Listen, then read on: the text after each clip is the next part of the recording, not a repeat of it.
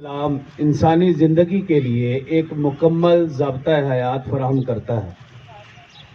دین اسلام نہ صرف انسان کی روحانی اصلاح اور تربیت کی رہنمائی کرتا ہے بلکہ انسان کے مادی وجود اور جسمانی بہتری کے لیے بہترین رہنمائی فرماتا ہے۔ اسی چیز کے پیش نظر اسلام ایسے معاشرے کی تشکیل کرتا ہے جس کے تمام شہری صحت مند، توانا اور جسمانی طور پر مضبوط ہو۔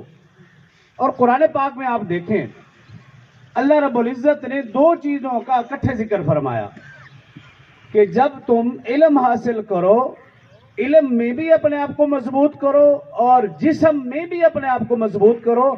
قرآن پاک سپارہ نمبر 2 سورۃ البقرہ آیت نمبر 247 فرمایا وَزَادَهُ بَسْطَةً فِي الْعِلْمِ وَالْجِسْمِ